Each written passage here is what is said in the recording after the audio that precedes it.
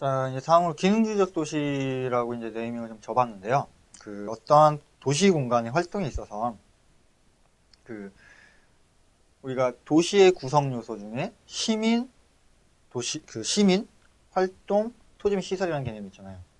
어떤 시민들이, 내가 만약에 하기 위해서는, 야구라는 활동을 하기 위해서는 야구장이 필요하다. 그러니까 그런 활동을 기준으로, 어떠한 도시 기능을 기준으로 만들어지는 도시의 모습들을 한번 보겠습니다. 그래서 우선 대표적인 예로 이제 꼬르부제를 좀 들 수 있을 것 같고요. 이제 꼬르부제가 어떤 계획가고, 일단 이제 아테네 현장이나 CIAM, 근대 건축가협회 같은 경우에 대한 내용을 좀 보고요. 그리고 그 꼬르부제의 내용과 이어지는 선형도시, 라인시티에 대해서 한번 살펴보는 걸로 해보겠습니다. 자, 르꼬르부제. 많이 들어봤을 거예요. 하워드와 함께 이상도시를 바라보는데 두 가지 방향으로 가는 거죠. 하워드는 전원도시, 저밀도에 뭔가 좀 더 쾌적한 그런 공간을 좀 표방했다면, 꼬르부제는 어때요? 고밀도를 통한 녹지 공간을 만드는 그런 약간의 개념 차이가 있을 거예요. 그래서 우리가 뭐 300만 원을 위한 빛나는 도시다라고 얘기를 하죠. 그런 개념이 지금 우리나라 대한민국 서울과 매치가 될 수도 있겠죠. 고층화 건물이 있고 공원이 있으면서 이렇게. 그래서 자, 꼬르부제 1920년대 300만 인구의 도시계획을 주장했다. 그래서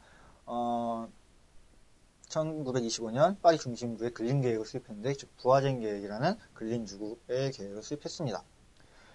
전원 도시의 정신을 살리되 평면적 소규모 도시를 평면적인 소규모의 도시를 입체적으로, 수직적으로 도시를 만들겠다. 그리고 파크 인 더 시티, 공원 속에 도시를 넣겠다. 동일한 면적 대비, 그렇죠? 동일한 면적이 있을 때 낮은 밀도의 건축물을 여러 개 넣는 것보다 동일한 면적에서 고층의 건물을 넣는다면 훨씬 더 많은 녹지 공간을 확보할 수 있지 않겠느냐. 이게 시티 인 더 파크, 그렇죠? 시티 인 파크에 대한 기본적인 개념이 되겠죠. 공원 속의 도시. 그래서 이런 꼬르부제의 내용들은 빛나는 도시로서 우리가 많이 알고 있는데요. 1933년 300만의 인구의 빛나는 도시를 발표를 합니다. 그래서 소도시는 공업화 도시의 집중 인구를 흡수하고, 조그만 도시는 공업도시의 인구를 흡수하고 기반시설의 완비가 어렵다는 전제를 깔립니다. 그러니까 우리 저쪽 위성도시 같은 경우, 미국의 위성도시 같은 경우 소규모 도시로 이렇게 산발적인 도시 개발을 하잖아요. 그럼 그렇게 도시를 했을 때 너무 소규모의 도시를 만들다 보면, 즉 사람이 적게 사는 도시를 만들다 보면 10명이 사용하든 100명이 사용하든 기반시설은 똑같이 들어가야 된다는 거잖아요. 그러면 이왕 들어가는 거 보다 용량 조금 더 크게 해주면 더 많은 사람들이 이용할 수 있지 않겠느냐, 그런 개념에서 접근을 합니다. 그래서 세 개의 계획안은 일관성이 있고, 이제 각 마천내 90만 평의 공지를 소유한다. 그러니까 세 개의 플래닝을 잡았는데, 마천루, 높은 고층 빌딩이죠. 그렇죠? 그런 것은 90만 평이라는 엄청난 막대한 공지를 확보할 수 있다는 그런 개념이었고요. 인동강역 0.5마일, 1.5H 정도 되겠죠? 0.5마일 정도 하고, 도시를 넓은 녹지에 둘러싼 형태를 잡아준다. 녹지로 둘러싸인 그런 도시 공간 속에 고층화 건물이 들어와야 된다. 그래서 헥타르당 3,000인이라는 상당히 높은 인구 밀도를 제시했고요. 그래서 60층 건물을 제공하고, 건폐율은 5%, 상당히 낮은 건폐율이죠. 이만한 면적 중에 5%니까 요만큼의 건물이 들어오고 나머지 다 공원이라는 거잖아요. 상당히 좀 개념적으로 낮은 밀도를 추구했다. 그래서 중심지에는 비행기와 철도를 포함한 입체교통센터가 들어간다. 아무래도 넓은 땅에다가 건물을 조그맣게 하니까 그 넓은 공간은 비행기가 날아다닐 수 있는, 그 철도가 지나갈 수 있는 교통 기능에 대한 얘기를 강조한 거죠. 우리 꼬르부제가 도시 인간의 활동을 생산, 위락, 여가, 교통까지 추가를 한단 말이에요. 그러니까 교통수단이라는 것이 인간의 움직임, 활동에 있어서 상당히 중요하다. 그걸 역점을 두고 있었죠.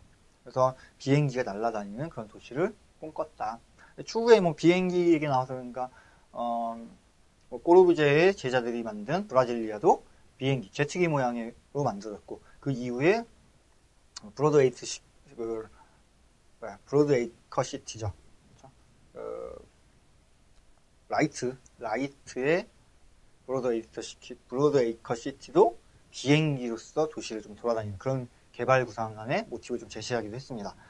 그래서 주변에는 헥타르당 한 300인의 8층 연립주택이 넓은 공기 속에 건립되고, 중심부에는 초고층이 확 들어오고, 주변부에는 이제 연립주택들이 들어오면서, 교외에는 독립주택으로 구성되는, 그러니까 스카이라인이 이렇게 되겠죠. 초고층 중심, 마천루 중심으로 한 공간과 연립주택, 단독주택. 우리가 지금 보고 있는 현대도시 혹은 단핵도시의 느낌이겠죠. 이런 공간으로 개발을 해야 된다 라고 지향했습니다. 그래서 전원도시 외곽에는 이제 공업지와 공원을 배치하는 걸로 공간을 설계 얘기했고요. 꼬르부지에 도시는 이제 300만 원의 도시를 재생하면서 도시의 과밀을 완화한다. 그래서 도시 인구 밀도는 헥타르당 3,000명, 엄청 많은 사람이 살아야 되고 주변에 300명씩, 헥타르당 300명씩 사는 중저밀도, 중고밀도겠죠. 의 인구가 있어야 된다. 그리고 도심을 고밀도화, 고층화하여 거주밀도를 높여주고 공지 면적을 넓혀서 수목, 오픈 스페이스의 공간을 넓혀주자. 건폐율 약 5%고 나머지 오픈 스페이스로 하고 교통수단을 그 사이에 놓자. 철도, 비행기 등을 포함한 입체 교통센터를 통해서 교통활동에 역점을 두는 그런 계획안을 얘기합니다. 그래서 구상안을 보면 이렇게 생겼죠. 정말 초고층, 중심부에는 60층이 엄청난 건물이 들어오고 넓은 공지, 건폐율 5%밖에 안 되니까 넓은 공지를 확보하고 넓은 공간에 이제 지하로는 철도가 지나가고 요 위에 헬리콥터가 들어가겠죠. 비행기 정류장 이런 것이 들어가면서 이제 정말 입체적인 도시, 엄청 거대한 도시를 꿈꾸죠. 다음 그림을 봐도 마찬가지겠죠. 중심부는 이제 3,208의 초고층이 들어가고 주변부, 연립 같은 경우는 300인파이터르, 외곽에는 교외 전원주택지가 들어가면서 300만 명이 거주할 수 있는 대규모 도시를 만드는 거죠. 그러니까 우리나라 지금 서울 같은 경우가 인구가 약 500만 이상이 이제 특별시로 빠지니까 500만 이상은 되겠죠. 이제 거의 1000만 가까이 되는데 그런 느낌을 본다면 우리나라도 약간의 느낌을 받아볼 수 있겠네요. 이게 꼬르부지에가 구상했던 기본적인 도시공간의 모습이다. 꼬르부지에는 이런 것 중에 이제 유닛대 나비타시옹이라는 그 유닛을 만들어요. 그러니까 근린주구의 집합 규모겠죠. 그러니까 유닛대 나비타시옹이라는 것은 이제 건축물인데 우리가 그 페레의 근린주구 이론은 어떤 물적 규모를 조성하고 그 속에 커뮤니티를 형성할 수 있게끔 시설 같은 게 들어가잖아요. 뭐 초등학교든 근린공원이든 상가든. 근데 이 유닛대 나비타시옹은 하나의 건축물 이내에서 모든 걸 다 처리한다는 거죠. 그래서 의미는 주택 단위이고요. 개별적인 주택 단위고 하나의 건물에 하나의 인근 주택구를 형성한다. 그래서 마르세유나 낭트, 베른에 건축이 됐는데 필로티로 맞춰진 폭 126m, 폭 20m, 높이 60m의 건물이다. 이 건물에는 300세대가 살면서 약 1600명 정도가 거주하고 각 호는 2층이며 벽면 없는 거실은 모두 베란다에 변했다. 그래서 2층에는 상점과 옥상에는 유치원, 유원지, 체육관 등이 들어갔다. 자, 상점이 별도 섹터에 빠진 게 아니라 안에 들어온 거고, 그리고 옥상에는 유치원과 유원지, 체육관 등 어떤 체육시설, 필요시설이 들어오는 거죠. 그러니까 유치원 같은 경우가 우리 로버트 ONS 공장촌 도시에서도 최소 교육을 통해서 등장을 한단 말이에요. 그런 커뮤니티 혹은 마을 만들기, 그런 근린주구 단위 중에 필요한 시설들을 유닛대 나비타시옹이라는 건축물에다 넣어버린다는 거죠. 꼬르부지에 초기로부터 주택 혹은 도시에 관한 구상을 집대성한 것으로 치수는 모두 모듈로로 다뤘다. 자, 유닛대 나비타시옹 우리나라로 보면요, 60년대, 70년대쯤 만들어졌던 세운상가를 볼 수 있겠죠. 그 종로 3가 쪽에 있는 세운상가. 세운상가도 상당히 넓은, 상당히 큰 건축물이고 가운데 보행자 도로가 되는 공중가로가 있으면서 상가, 주상복합이 연동을 같이 하고 1층, 1, 2층은 상가가 들어가고 4, 5, 6층은 주택지가 들어가고 막 그 옥상에 이제 공원을 배치하게 되는 그런 개념이란 말이에요. 그러니까 유니트 나비타시용이라는 것이 어떻게 보면 지금 현재 아파트 단지와도 비슷할 수 있겠죠. 아파트 대규모 건축물이 있고 아파트 단지에 상가들이 다 들어온. 다만 지금 아파트 같은 경우는 아파트 내에 주거만 들어가 있지만 유니트 나비타시용 같은 경우는 주거와 상업과 그에 필요한 복지시설이 함께 다 들어간 거죠. 그럼 이런 개념으로는 과거 강남 쪽이었던 걸로 기억을 하는데 주공 아파트에서 한번 의도한 적은 있어요. 하나의 건축물에다가 하나의 아파트에다가 뭐 중간층에 어린이 놀이터를 조성한 거죠. 주거를 분양한 게 아니라 한 칸을 어린이 놀이터로 조성해서 이제 비워두게끔 만들었던 사례가 있어요. 근데 막상 만들고 보니까 이제 그쪽에 막 아이들이 너무 뛰니까 그 밑에 있는 사람들이 너무 소음에 시달리고 먼지 날리고 이러다 보니까 이제 그게 폐쇄가 되긴 했는데 이런 개념 자체는 우리나라 도시개발에서도 또 적용이 됐었다는 거. 유니트 나비타시용 뭐 시험에서 그렇게 자주 나오는 개념은 아닌데 하나의 근린주거 생활권 단위를 건축물 내에 집합적으로 만들었다는 거. 이런 개념을 좀 알아두세요. 그래서 이것이 이제 유니트 나비타시용의 건축물의 모습인데요. 그냥 지금 딱 보면 우리는 아파트죠. 아파트의 건축물이고 이런 건물들이 수두룩하게 들어가서 이제 대도시를 만들어주고 이런 건물 사이사이에는 뭐 상가도 들어가고 뭐 놀이터도 들어가고 유치원도 들어가는 그런 공간이 되겠다. 이게 꼬르부제가 주장했던 그런 생활권 혹은 도시의 모습 중에 하나라는 거죠. 그럼 꼬르부제가 이렇게 주장하게 되는 계기는 도시의 활동은 기능과 연계된다는 거. 사람이 어떠한 활동을 하기 위해서는 그곳의 기능, 무엇인가 이렇게 서포트할 수 있는 시설이 있어야 됐다. 그래서 하나로 집대성을 썼다. 뭐 이런 개념으로 접근하시고요. 자, 아테네 현장을 우선 좀 보겠습니다. 그러니까 아테네 현장 같은 경우도 도시 활동에 있어서 기능을 중점적으로 바라보고 도시 공간을 설계를 하게 되는 그런 개념일 거예요.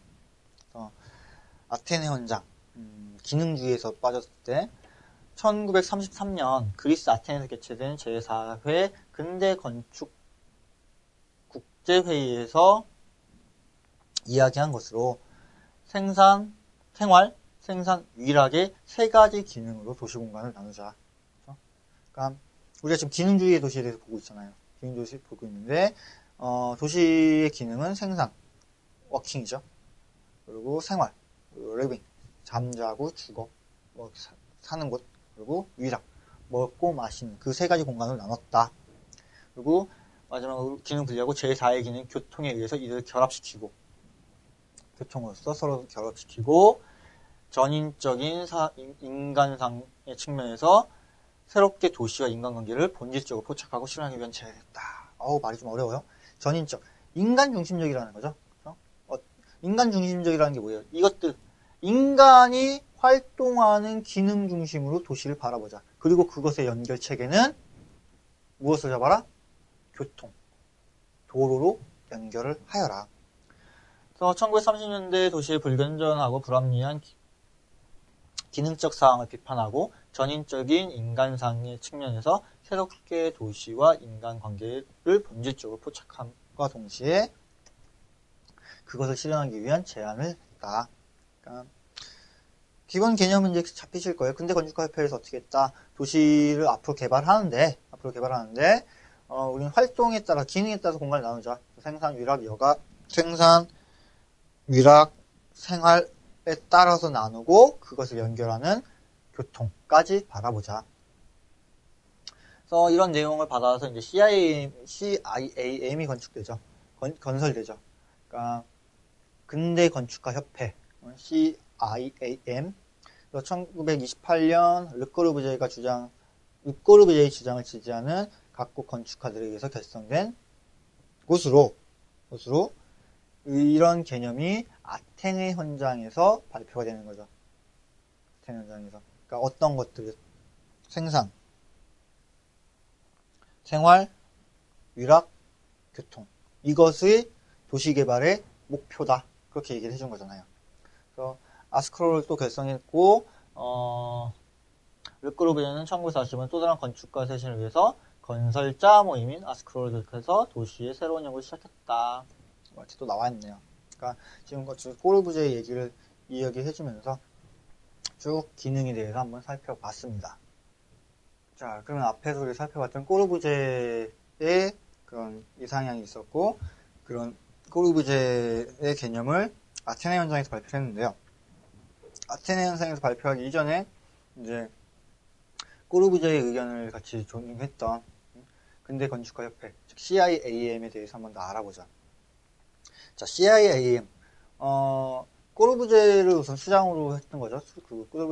꼬르부제의 의견을 받아서 아테네 현장에서 이제 도시를 기능 공간을 분리를 했던 그런 그룹인데, 1928년 르꼬르부제의 주장을 지지하는 각국의 건축가에 의해서 모였다.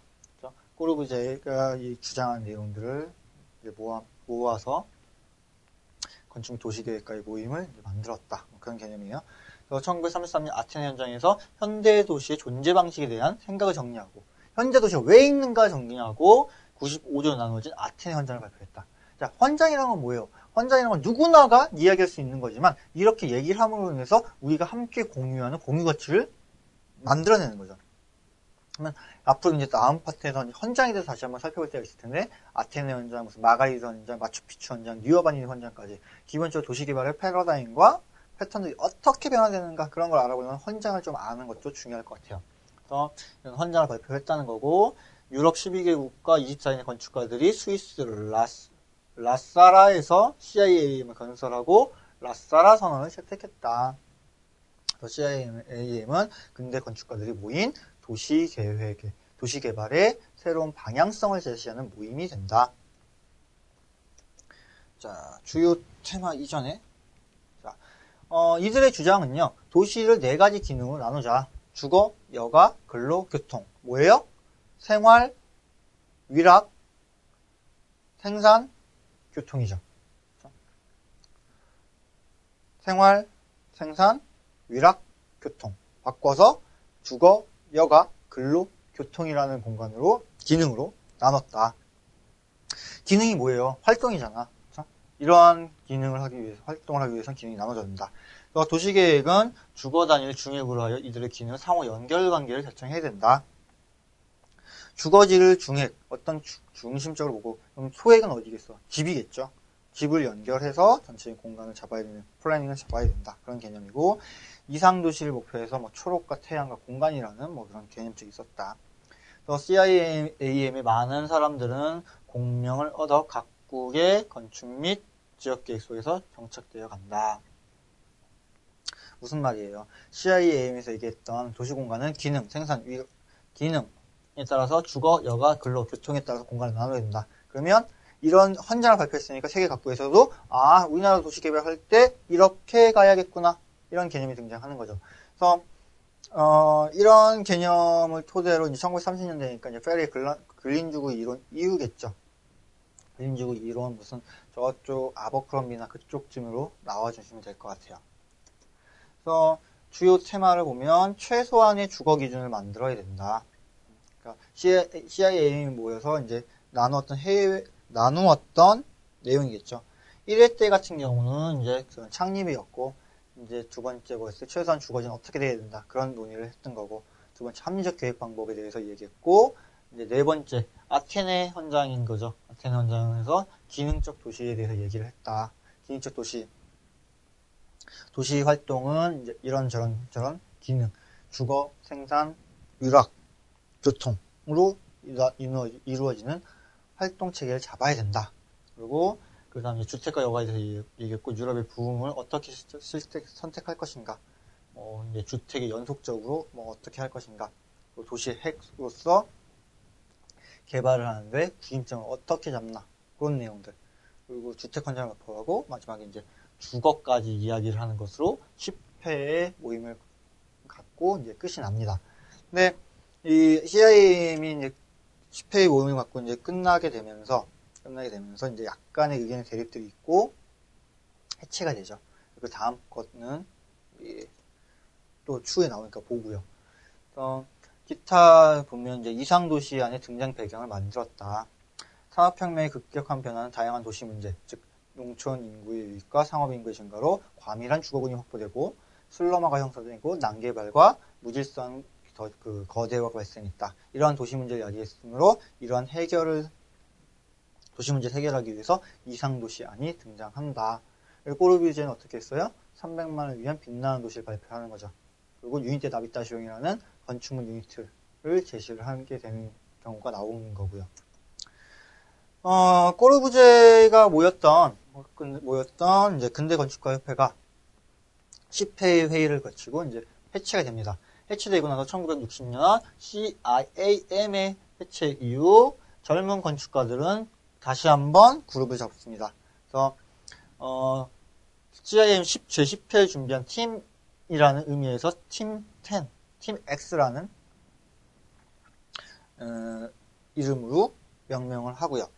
네덜란드에서 네덜란드의 건축가, 영국, 프랑스 이런 모든 건축가들이 함께 모여서 X팀을 만듭니다. 그리고 이제 이런 도시에서 오델로에서 이제 도시 계획의 앞으로 할 방향을 결정하고 진행을 했다고 하네요. 그래서 1963년에 파리에서 팀 X의 입문서 그리고 어떻게 도시 공간을 해야 되고 사람의 움직임이나 성장, 확대되는 모습이나 군집, 모이고 비슷한 부류끼리 뭉치는 군집, 동질성까지 이런 주제에 의해서 논의를 했던 게 X팀이었고요. 이러한 그런 흐름들 정리해 본다면 그렇게 되겠죠. 산업혁명으로 인한 이제 도시 문제가 발생을 했고 그런 도시 문제를 해결하기 위해서 여러 가지 대안들이 나옵니다. 그 중에 이제 꼬르부제라는 사람이 등장을 했은 거고, 꼬르부제는 도시 문제 해결하기 위해서 어떻게 한다? 고밀화된 시티 인 더 파크, 공원 속에 고층화 건물을 두차라는 기본적인 개념을 설명하죠.